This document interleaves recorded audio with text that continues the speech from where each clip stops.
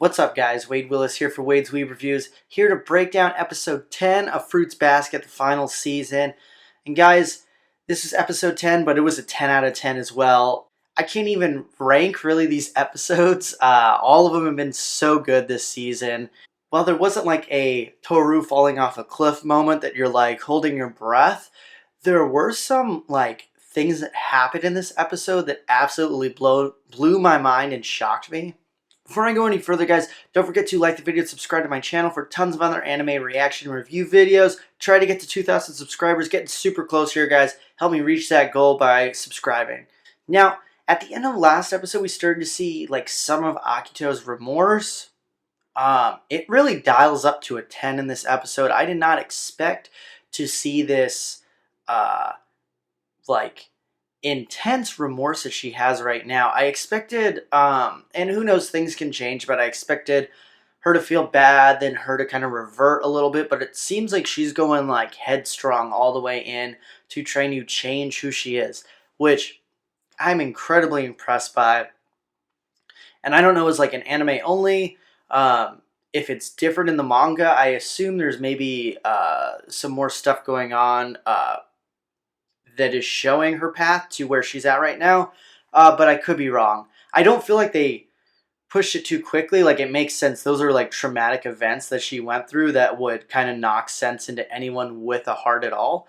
So that's not shocking. I just I'm kind of unsure if it is a little bit different in the manga or not. Yeah, when we see Akito talking to Arisa, which was really shocking to me, and she's telling Arisa about how Kureno's in the hospital and admits that she stabbed him. I was like, wow, I'm kind of surprised she did that, because that is a risky move for her, admitting to attempted murder, even though, I don't know, her family has so much power. I think that's her own hospital. There's a lot of stuff she is probably safe, but that was a very risky move in my opinion. And Arisa goes to see Kureno, and I was talking about in my live reaction, like, I didn't expect that relationship to be fleshed out anymore, just because I just assumed that Kureno had died. And then also, compared to all the other relationships, I do like them together, but they've been on one date, whereas like every other person in this has like either been like living with the person or had feelings with the person for like years and years. Um, so that part's a little, I care a bit less about their relationship than even like Hiro and his boo, which that's a whole interesting dynamic since he's no longer possessed and she is. And I hope that we get into that more coming up. It is nice. I do like Arisa a lot. I do like Kureno. He's just so selfless, and he does love Akito and care about her, but he knows that he has to move away because she'll like just see him and like feel regret for what she's done, which she probably should, because she did stab him. But he's just like, yeah, I'm gonna have to leave. She says like, I'll go wherever you go, and it looks like that's going. I don't know how much more we're gonna get tied up with them, just because, I mean, that's a pretty strong movement forward, and I'm cool if they kind of end what we see with them at that point. That ties enough of a bow on it for me personally. And then we have the showdown between Yuki and Kyo. And Yuki's incredibly pissed at Kyo for like running away, not even visiting Toru at the hospital. Like, there's lots of reasons for Yuki to be pissed, and like, if I was in Yuki's shoes, I would be pissed too. And then we start to see that both of them had wished they were the other person, and we've kind of seen throughout they both admire different things in the other person.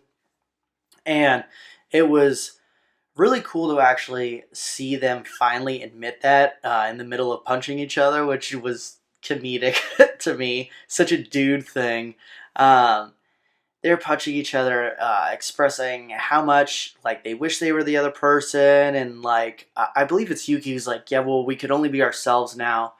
And we kind of do have Yuki narrating through the whole episode, kind of, he's regretting some things, and And Yuki's actual like fight and like come to Jesus moment with Kyo does like get Kyo to finally get up and make a move forward and address the things that he needs to address.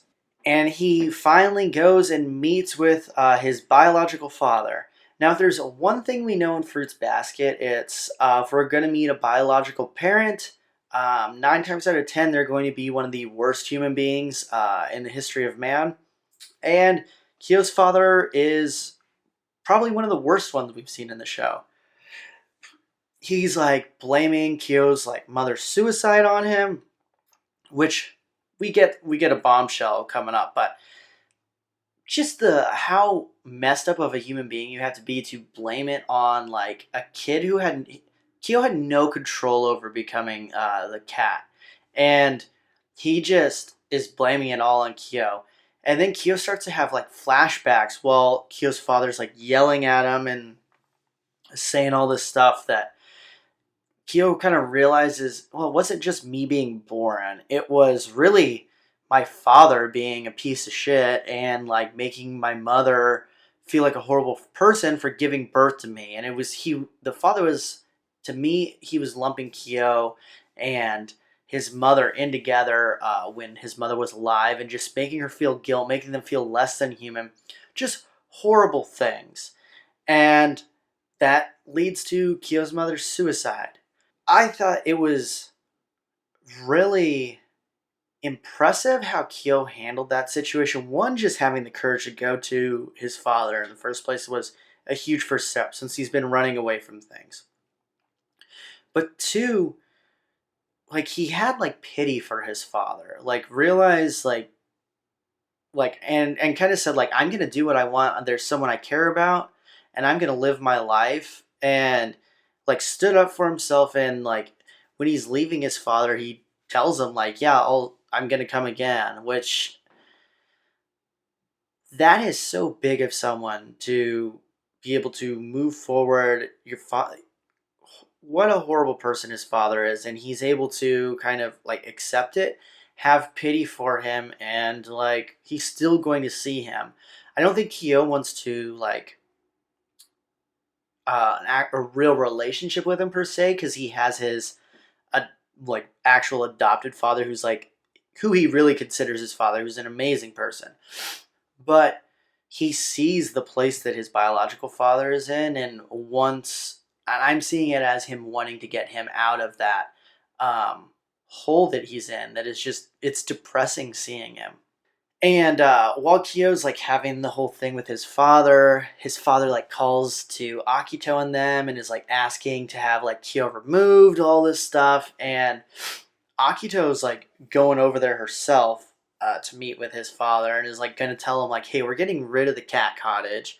Um, and like he's not going to be imprisoned. And one of her attendants is like, well, is he going to be okay with it? And Akito's like, no, he's not. But he's like, basically, he's going to have to deal with it. Like, Akito is the god. Like, what is this jabroni going to really do about it? He has no power.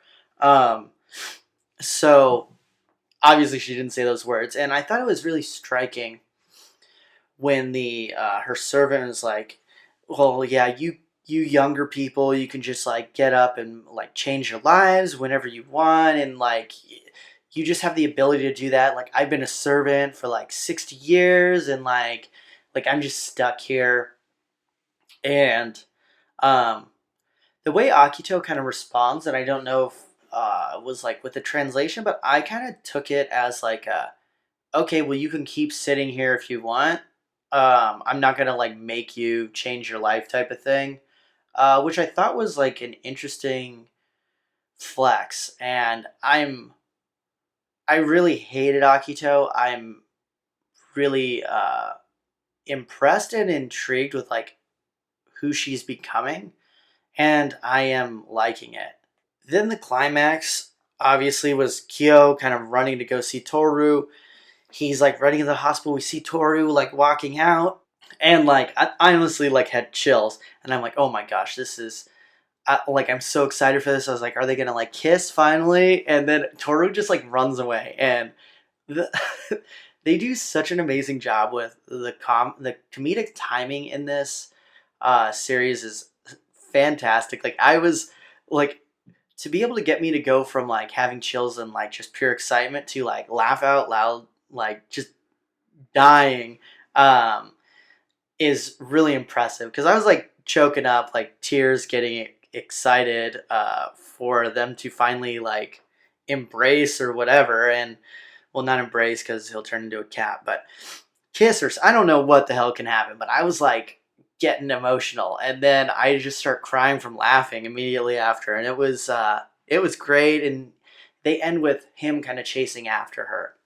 Yeah, it was just again another emotional episode, especially with Yuki and Kyo having their fight, and you're just seeing like how much they secretly kind of admired the other person and wanted to be the other person, which is uh really pretty cool. And that a lot of times in like at least my experience, like guys who like kind of have a lot of animosity towards each other, um, a lot of times you'll find out like, oh, like this guy you kind of hated, you find out like, but you really admired him. It was vice versa, and like I've actually had a few friendships where like I didn't really like the guy, um, and like vice versa, and then we end up like getting to know each other, and we're like, oh yeah, I kind of like wished I was you type of thing. So I don't think that's a very. It's more common in guys than I think people would expect, and it was just kind of cool to see that. And also see the big change in Kyo, and the growth in Kyo in this episode was amazing. All the girls that like are obsessed with Kyo, this was the episode for you seeing that growth and development. I was so pumped to see it, and just seeing him kind of come to grips with how things actually were with his mother. I think that was like a game changer for him, and now I'm excited to see what goes on with him and Toru. And you guys who have watched my other videos know, like, I absolutely love Toru. She's like one of my favorite characters of all time. Just one of the kindest people. I wasn't a fan of her running away like Kyo did, but he kind of deserved a taste of his own medicine, I guess. So, but yeah, great episode. So many emotions. Love where it's going with Akito and Kyo. I hope they keep going down this path. We still have um, Rin kind of like we still have all of Rin and Ren. We're gonna have to get into both of them. I don't know what the heck's gonna go on there. Um, and yeah, I mean the whole Akito situation with her mom. I'm I'm very unsure of where that's gonna go. She has not been revealed in a few episodes, so she's gonna. It's going too positively right now. I know she's gonna like probably do something messed up, and I'm assuming we're gonna have some more people get their ties broken as well. In the meantime, don't spoil it if you're a manga reader or watch the original though, because I'm trying to avoid as many spoilers as I can, which is very difficult. But yeah, guys, let me know what you thought about the episode in the comments below.